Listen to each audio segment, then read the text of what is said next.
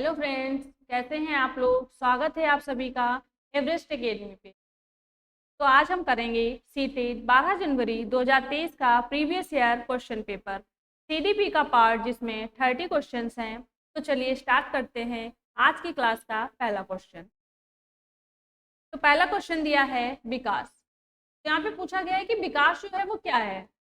विकास जो है वो एक जीवन प्रयत्न चलने वाली निरंतर प्रक्रिया है, जिसमें बालकों का सर्वांगीण बच्चों का विकास होता है, जैसे कि शारीरिक विकास, फिर सामाजिक विकास, संज्ञानात्मक विकास, फिर क्रियात्मक विकास। तो भाई यहाँ पे देखते हैं कौन सा ऑप्शन इसमें सही होगा। ऑप्शन ए दिया है विकास एक अनिरंतर प्रक्रिया है, तो आपका ऑप्शन जो है वो गलत हो जाएगा, क्योंकि विकास जो है वो एक निरंतर चलने वाली प्रक्रिया है। ऑप्शन बी दिया है विकास एक क्रमिक प्रक्रिया है, तो ये आपका ऑप्शन सही हो जाएगा, क्योंकि विकास जो है वो एक क्रम से चलने वाली प्रक्रिया है। ऑप्शन सी दिया है व्यक्तिगत कारकों से प्रभावित होता है लेकिन वातावरणीय कारकों से नहीं। ये ऑप्शन भी आपका गलत हो जाएगा, क्योंकि विकास जो है वो व्यक्तिगत कारक और वातावरणीय कारक दोनों से प्रभावित होता है, ना कि किसी एक से। ऑप्शन डी दिया है वातावरणीय कारकों से प्रभावित होता है लेकिन व्यक्तिगत कारकों से नहीं, तो ये ऑप्शन भी आपका गलत हो जाएगा। यहाँ पे हो जाएगा आपका option B is right answer. बढ़ते हैं इस क्वेश्चन पे। निम्न में से कौन सा विकास को प्रभावित करने वाला वातावरणीय कारक है। ऑप्शन ए वंशाणु, ऑप्शन बी आनुवंशिकता, ऑप्शन सी परिपक्वता, ऑप्शन डी विद्यालय। तो विकास को प्रभावित करने वाला वातावरणीय कारक वे होते हैं जो हमें बाहर से प्राप्त होते हैं। तो यहाँ पे क्या दिया गया है, वंशाणु, आनुवंशिकता, परिपक्वता, जो कि ये तीनों हमें माता पिता से प्राप्त होते हैं। तो यहाँ पे क्या हो जाएगा आपका option D is right answer विद्यालय। बढ़ते हैं इस क्वेश्चन पे। बहुत छोटे बच्चों के लिए निम्न में से कौन सा सामाजिकरण का प्राथमिक और प्रधान घटक है। ऑप्शन ए जनसंचार, ऑप्शन बी सांस्कृतिक प्रचलन, ऑप्शन सी विद्यालय, ऑप्शन डी परिवार। तो बहुत छोटे बच्चों के लिए उनके सामाजिकरण का पहला और प्रधान घटक कौन सा, ये पूछा गया यहाँ पे। तो आपको बता दें कि बच्चों का जो सबसे पहला समाज होता है वो होता है परिवार। Option D is right answer. बढ़ते हैं इस क्वेश्चन पे। जीन पियाजे के संज्ञानात्मक विकास सिद्धांत के अनुसार किस चरण पर अनैच्छिक क्रियाएं अधिगम का प्रधान और प्राथमिक माध्यम होती हैं। तो यहाँ पे पूछा है कि जीन पियाजे के अनुसार कौन सा वो चरण है जिसमें अनैच्छिक क्रियाएं जो है वो प्राथमिक माध्यम के स्तर पर होती है, ये पूछा गया है। ऑप्शन ए दिया है संवेदीगामक, ऑप्शन बी पूर्व संक्रियात्मक, ऑप्शन सी मूल संक्रियात्मक, ऑप्शन डी औपचारिक संक्रियात्मक। अब तो आपको बता दें कि अनैच्छिक क्रियाएं, अनैच्छिक क्रियाएं वे क्रियाएं होती हैं जो स्वयं से होती हैं, अपने आप होती हैं, जो बालक खुद करता है, वो होती है अनैच्छिक क्रियाएं। तो जीन पियाजे के अनुसार बालक जो होता है वो अपनी इंद्रियों द्वारा प्राथमिक अनुभव प्राप्त करता है, और इंद्रियों द्वारा प्राथमिक अनुभव वो किस स्टेज में प्राप्त करता है, किस अवस्था में, वो है संवेदीगामक। तो यहाँ पे आपका हो जाएगा option A is right answer संवेदीगामक अवस्था, जिसकी एज होती है जन्म से 2 वर्ष, जन्म से 2 वर्ष। तो वही जीन पियाजे कहते हैं कि बच्चा जो है वो जन्म से 2 वर्ष तक की आयु में अपनी इंद्रियों द्वारा प्राथमिक अनुभव प्राप्त करता है। Option A is right answer. बढ़ते हैं इस क्वेश्चन पे। जीन पियाजे के अनुसार नई जानकारी की समझ बनाने के लिए मौजूदा स्कीमा में बदलाव की प्रक्रिया क्या कहलाती है। ऑप्शन ए केंद्रीकरण, ऑप्शन बी समायोजन, ऑप्शन सी असंतुलनीकरण, ऑप्शन डी संवेदन। मतलब बच्चों को नई जानकारी देने के लिए नया स्कीमा बनाना वो जीन पियाजे के अनुसार कहलाता है। Option B is right answer समायोजन। बढ़ते हैं इस क्वेश्चन पे। समीपस्थ विकास का क्षेत्र संप्रत्यय निम्न में से किसने प्रतिपादित किया था। ऑप्शन ए जीरोम ब्रूनर ने, option B B F Skinner, option C Lev Vygotsky, option D Howard Gardner. तो समीपस्थ विकास का क्षेत्र जिसे कहते हैं ZPD, zone of proximal development, ये जो संप्रत्यय है ये किसने प्रतिपादित किया, ये पूछा गया यहाँ पे। तो वो हो जाएगा आपका option C is right answer Lev Vygotsky ने। बढ़ते हैं इस क्वेश्चन पे। लेव वाइगोस्की ने विकास को किसमें बदलाव के रूप में परिकल्पित किया है। ऑप्शन ए स्कीमा या संप्रत्यय, ऑप्शन बी सामाजिक स्तर पर सहभागी क्रियाओं या अनुग्रहित प्रक्रियाओं, ऑप्शन सी अनैच्छिक क्रियाओं या स्कीमा, ऑप्शन डी व्यक्तिगत क्रियाओं से या बाह्य प्रक्रियाओं से। यहाँ पे लेव वाइगोस्की ने विकास के बारे में पूछा है, तो यहाँ पे ऑप्शन ए में भी स्कीमा दिया है और ऑप्शन सी में भी स्कीमा दिया है। तो स्कीमा की बात कौन करता है? जीन पियाजे। तो ये आपके ऑप्शन दोनों गलत हो जाएंगे। अब ऑप्शन बी बचता है और ऑप्शन डी। ऑप्शन डी में क्या दिया है? व्यक्तिगत क्रियाओं से या बाह्य प्रक्रियाओं से। ये ऑप्शन भी आपका गलत हो जाएगा, क्योंकि जो वाइगोत्स्की हैं वो सामाजिकता पर बात करते हैं, ना कि व्यक्तिगत क्रियाओं से और ना ही बाह्य प्रक्रियाओं से। तो यहाँ पे आपका हो जाएगा option B is right answer. Lev Vygotsky ने विकास को सामाजिक स्तर पर सहभागी क्रियाओं या अनुग्रहित प्रक्रियाओं में बदलाव के रूप में परिकल्पित किया है। बढ़ते हैं क्वेश्चन पे। क्लारेंस कोहलबर्ग ने बच्चों और वयस्कों में नैतिक तर्क की व्याख्या करते हुए चरणों का क्रम प्रतिपादित किया था। तो यहाँ पे क्या पूछा है कि जो कोहलबर्ग हैं उन्होंने नैतिक तर्क की व्याख्या करते हुए जो क्रम प्रतिपादित किए थे वो कितने थे? तो उन्होंने 3 लेवल बताए हैं। पहला है पूर्व परंपरागत अवस्था, पूर्व परंपरागत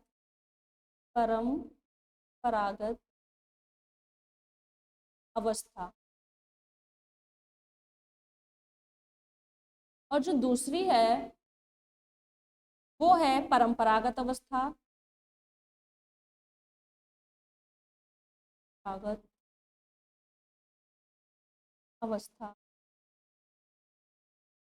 इन्होंने 3 लेवल बताए थे। और तीसरी है पश्च परंपरागत अवस्था, पश्च परंपरागत अवस्था।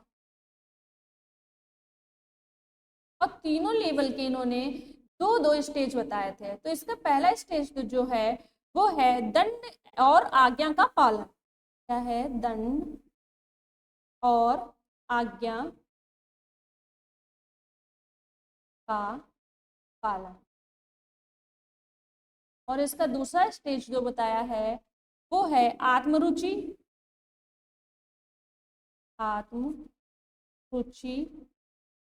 और अभिमुखता।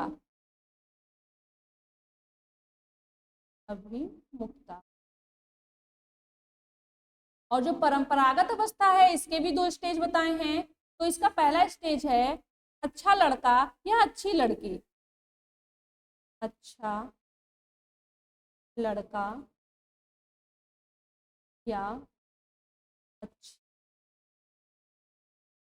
लड़की बनने की आशा। और दूसरी स्टेज है इसकी कानून एवं व्यवस्था, कानून एवं व्यवस्था। तो इसके ये 2 स्टेज हो गई। और जो तीसरा है पश्च परंपरागत अवस्था, इसके भी 2 स्टेज बताए हैं उन्होंने। तो इसमें पहला स्टेज है सामाजिक समझौते की अवस्था, सामाजिक समझौते की अवस्था,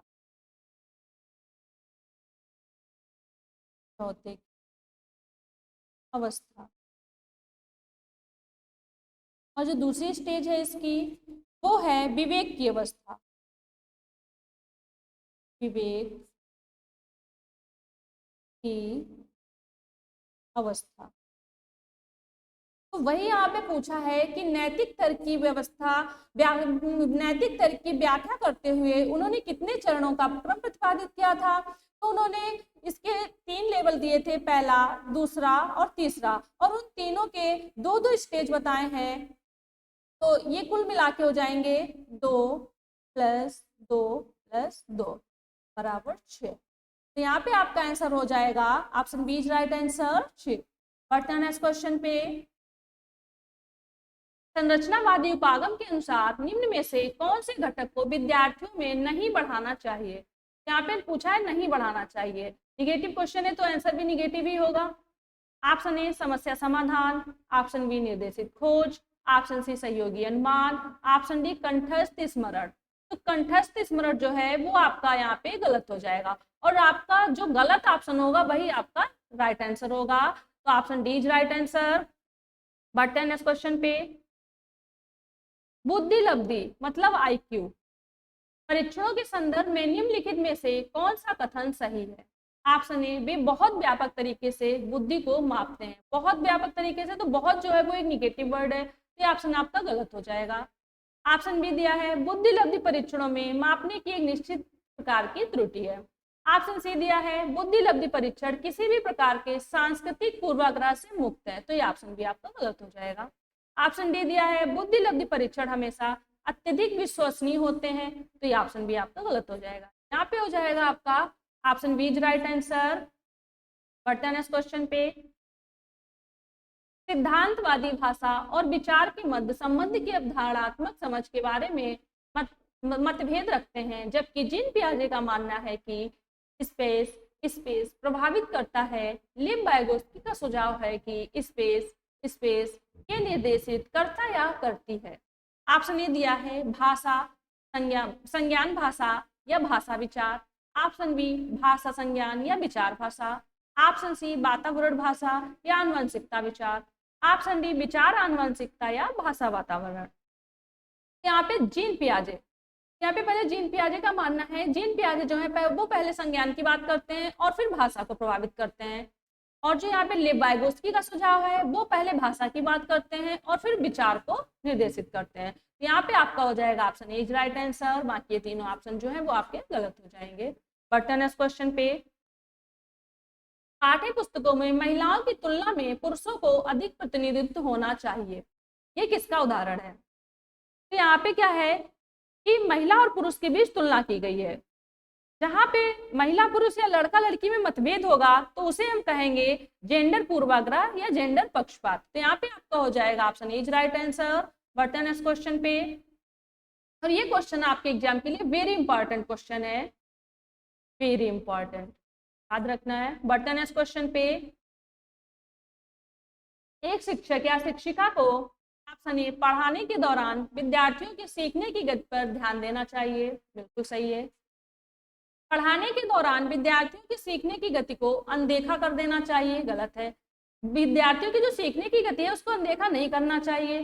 केवल अच्छा निष्पादन करने वाले विद्यार्थी की गति पर ध्यान देना चाहिए। तो केवल वाला तो आपको देखते ही कट कर देना है, क्योंकि केवल जो है वो एक निगेटिव वर्ड है, ये ऑप्शन आपका कभी सही नहीं हो सकता। ऑप्शन डी दिया है विद्यार्थियों की सीखने की गति में व्यक्तिगत विभिन्नताओं की अनदेखी करनी चाहिए, तो उनकी व्यक्तिगत विभिन्नताओं की अनदेखी नहीं करनी चाहिए, ऑप्शन बी आपका गलत हो जाएगा। यहाँ पे आपका हो जाएगा राइट आंसर ए। बढ़ते हैं क्वेश्चन पे। सीखने के उद्देश्य हेतु आकलन का उपयोग करने के लिए एक शिक्षक को चाहिए कि वह ऑप्शन ए सत्र के अंत में परीक्षा का आयोजन करे। ऑप्शन बी केवल मानकीकृत परीक्षणों का आयोजन करे। ऑप्शन सी चल रही गतिविधि में बच्चे की भागीदारी के आधार पर आकलन करे। ऑप्शन डी सभी के लिए अर्धवार्षिक परीक्षा अनिवार्य करे। तो सभी के लिए अर्धवार्षिक परीक्षा अनिवार्य करना, ये ऑप्शन तो आपका गलत हो जाएगा। केवल मानकीकृत परीक्षणों का उपयोग करे, ये भी गलत हो जाएगा। सत्र के अंत में परीक्षा का आयोजन करना, ये भी गलत हो जाएगा। तो यहाँ पे आपका हो जाएगा option C is right answer. चल रही गतिविधि में बच्चों की भागीदारी के आधार पर आकलन करें, क्योंकि सीखने के लिए आकलन जो है वो शिक्षक और छात्र के लिए एक दृष्टिकोण है जो फीडबैक बनाता है, जिसका उपयोग छात्रों के बेहतर प्रदर्शन के लिए किया जाता है। बढ़ते हैं क्वेश्चन पे। निम्नलिखित में से किसके द्वारा विद्यार्थियों में समालोचनात्मक चिंतन में बाधा पड़ने की संभावना है? तो यहाँ पे भी पूछा है बाधा, निगेटिव क्वेश्चन दिया है, तो इसका भी आंसर जो है वो निगेटिव होगा। ऑप्शन ए अनुरूपकों के प्रयोग को बढ़ावा देने से। ऑप्शन बी खुले अंत वाले प्रश्न पूछने से। ऑप्शन सी गहन चिंतन के लिए समय प्रदान करने से।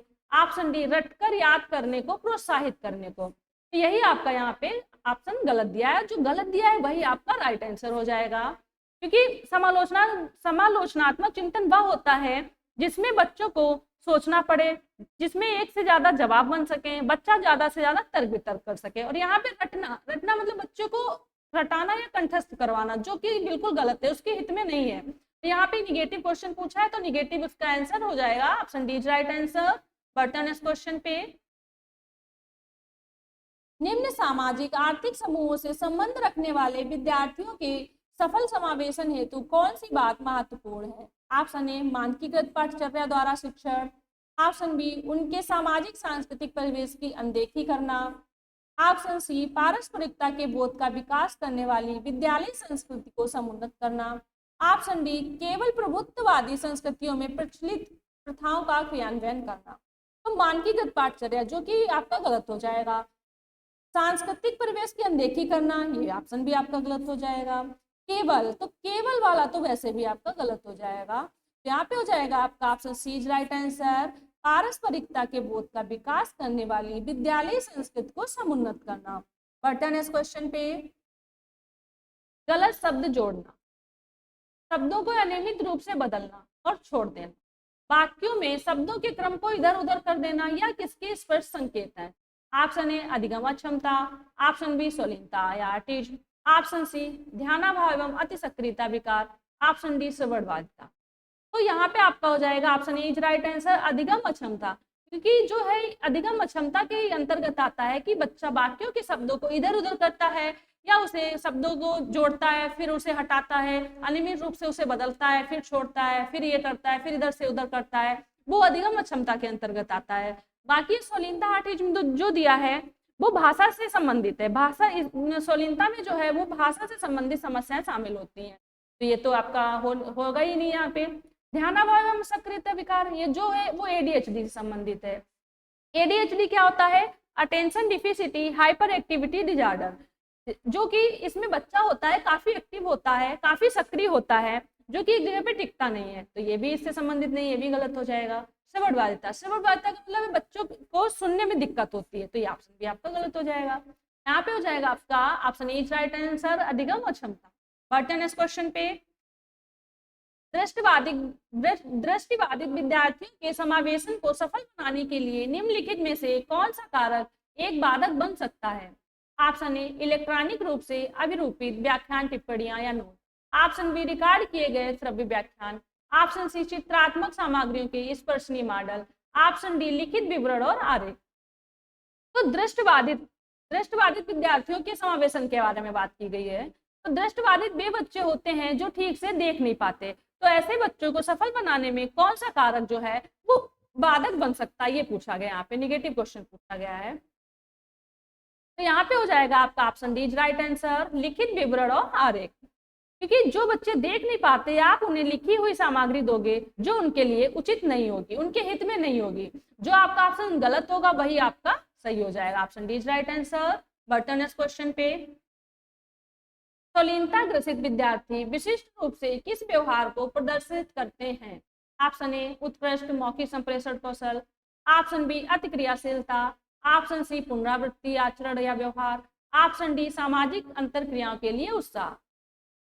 तो स्वलीनता विकार, जैसा कि अभी बताया कि स्वलीनता विकार ग्रसित बच्चे वो होते हैं जिनमें भाषा से संबंधित समस्याएं होती हैं, जो किसी भी बात को बोलते हैं उस बात को बार बार रिपीट करते हैं, उन्हें बोलने में प्रॉब्लम होती है, दिक्कत होती है, तो यहाँ पे आपका हो जाएगा ऑप्शन सी राइट आंसर पुनरावृत्ति आचरण या व्यवहार। बटन इस क्वेश्चन पे प्रतिभाशाली विद्यार्थियों के बारे में निम्नलिखित में से कौन सा सही है? ऑप्शन ए वे अत्यधिक प्रयासों द्वारा सीखते हैं, ये ऑप्शन बिल्कुल गलत है, क्योंकि प्रतिभाशाली जो बालक होते हैं वो कम प्रयासों में जल्दी सीख जाते हैं।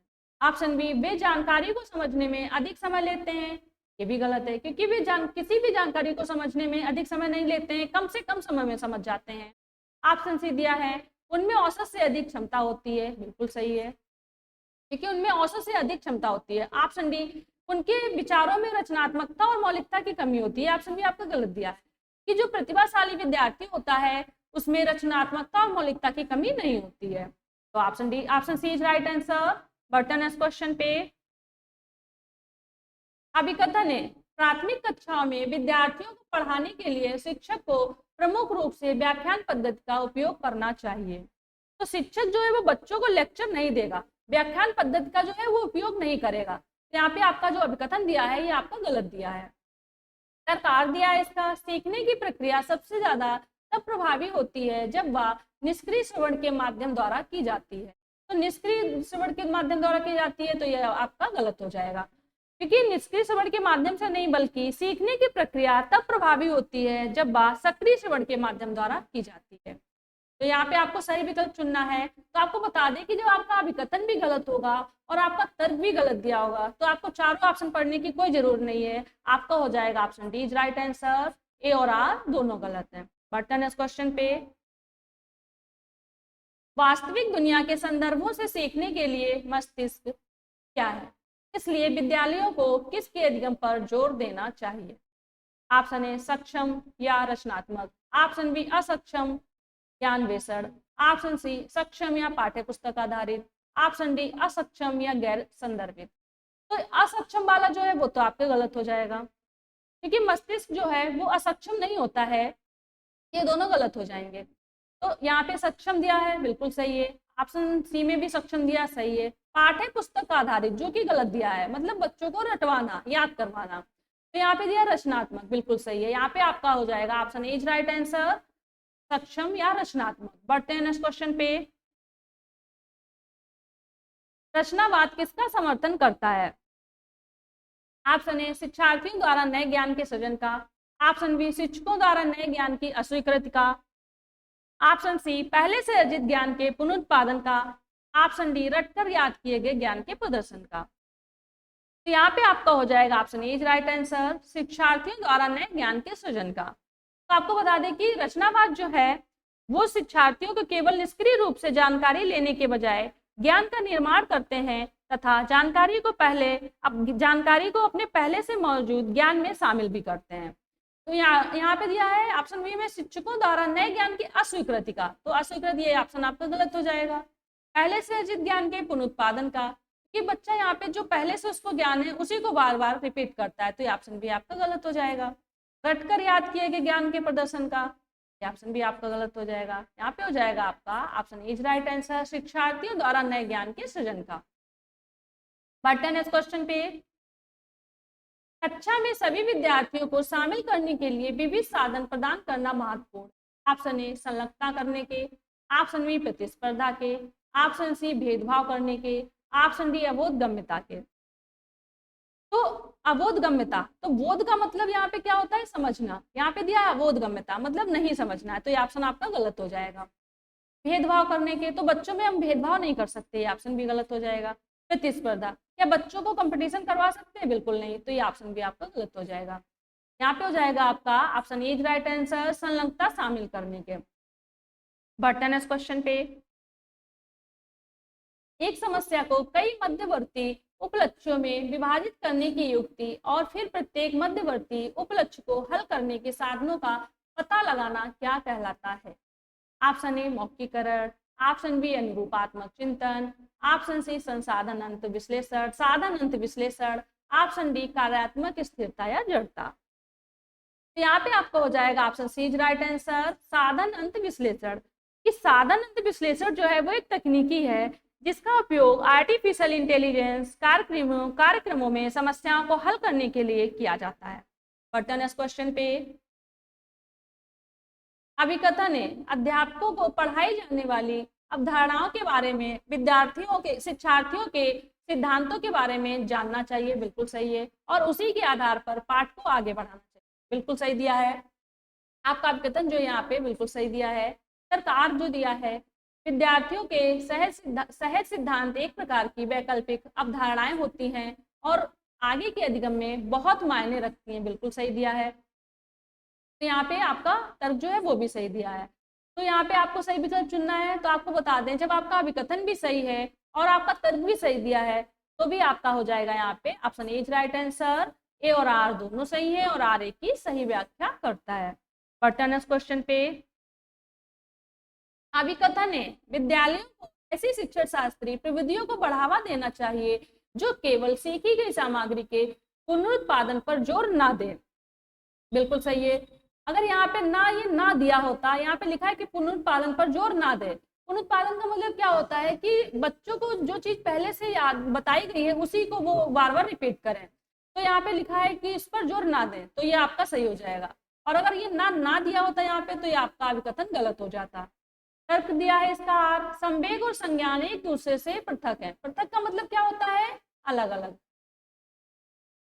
अलग अलग, अलग अलग। तो यहाँ पे बता दें संवेग और संज्ञान जो है वो एक दूसरे से अलग अलग नहीं है बल्कि एक दूसरे के पूरक है। तो यहाँ पे आपका तर्क जो है वो गलत दिया है, तो यहाँ पे सही विकल्प चुनना है आपको। तो वो इसमें क्या हो जाएगा आपका, जब आपको बता दें कि आपका अभिकथन जो है वो सही दिया हो और तर्क गलत दिया हो तो आपका हो जाएगा यहाँ पे option C is right answer. A सही है लेकिन आर गलत है। बढ़ते हैं नेक्स्ट क्वेश्चन पे। निम्नलिखित में से कौन सा आंतरिक प्रेरणा का एक उदाहरण है? ऑप्शन ए नगद पुरस्कार जीतने के लिए पढ़ाई करना, ऑप्शन बी अपने साथियों की प्रशंसा पाने के लिए नृत्य का प्रदर्शन करना, ऑप्शन सी प्रथम स्थान पर आने के लिए दौड़ प्रतियोगिता में भाग लेना, ऑप्शन डी जिज्ञासावश किसी विषय पर शोध करना। तो आपको बता दें कि अप्रेरणा एक प्रकार का आत्मविश्वास है जो स्वयं या दूसरों के माध्यम से हमें प्राप्त होती है, वो कहलाती है अप्रेरणा। और अप्रेरणा जो है वो दो प्रकार की होती है। पहली होती है बाह्य प्रेरणा, बाह्य अभिप्रेरणा, बाह्य प्रेरणा, और दूसरी होती है आंतरिक अभिप्रेरणा, अभिप्रेरणा। तो यहाँ पे आंतरिक अभिप्रेरणा का उदाहरण पूछा गया है, तो आपको बता दें बाह्य प्रेरणा के अंतर्गत क्या क्या आता है, कौन से उदाहरण आते हैं, जैसे कि पुरस्कार, पुरस्कार, माता पिता, माता पिता, शिक्षक, उपहार आदि, ये सभी आते हैं बाह्य प्रेरणा के अंतर्गत। और आंतरिक प्रेरणा में क्या आता है, जिज्ञासा,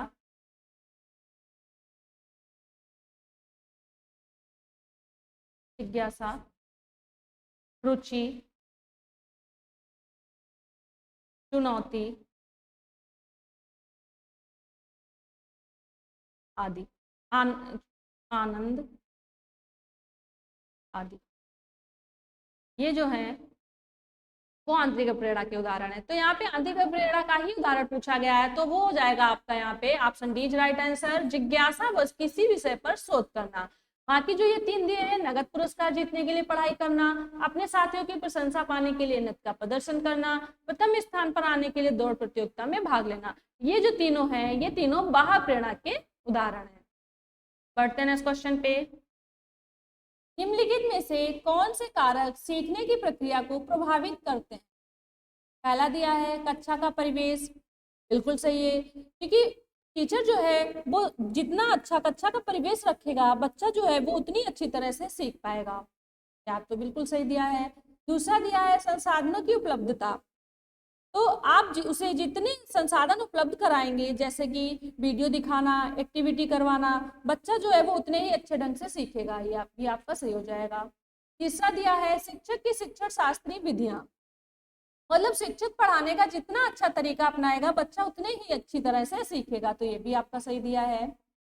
तो यहाँ पे चौथा दिया है विद्यार्थियों के तत्परता का स्तर, मतलब बच्चे में अगर तत्परता है, वो सीखना चाहता है तो वह और भी अच्छे से सीखेगा, तो ये भी आपका सही दिया है। तो यहाँ पे आपके चारों सही दिए हैं, इसमें आपका कौन सा ऑप्शन हो जाएगा, option D is right answer, पहला, दूसरा, तीसरा और चौथा। बढ़ते हैं इस क्वेश्चन पे। एक अनुकूल शिक्षण अधिगम वातावरण के लिए किसकी आवश्यकता होती है? ऑप्शन ए अधिक से अधिक जोखिम, ऑप्शन बी विकर्षणों या व्यवधान का न्यूनतम होना, ऑप्शन सी हमें व्यक्तिगत विभिन्नताओं को नजरअंदाज करना, ऑप्शन डी अनम्य गैर लचीली शैक्षणिक कार्य प्रणाली। तो क्या है, यहाँ पे पूछा गया है अच्छे माहौल के लिए किसकी आवश्यकता होती है, तो अच्छे माहौल के लिए क्या हम जोखिम उठा सकते हैं? गलत है, आपका ऑप्शन आपका गलत हो जाएगा।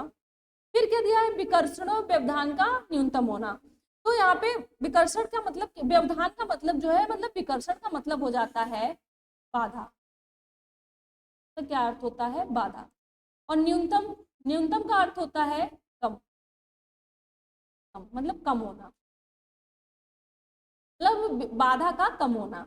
ऑप्शन सी दिया है हमें व्यक्तिगत भिन्नताओं को नजरअंदाज करना, तो नजरअंदाज करना यह तो आपका गलत हो जाएगा, बल्कि उसको हमें सम्मान करना चाहिए, बल्कि नजरअंदाज नहीं करना चाहिए। अनम्य गैर लचीली शैक्षणिक कार्य प्रणाली, तो हम लोगों को लचीली शैक्षणिक कार्य प्रणाली को अपनाना चाहिए, ना कि गैर लचीली शैक्षणिक कार्य प्रणाली को, तो ये ऑप्शन भी आपका गलत हो जाएगा।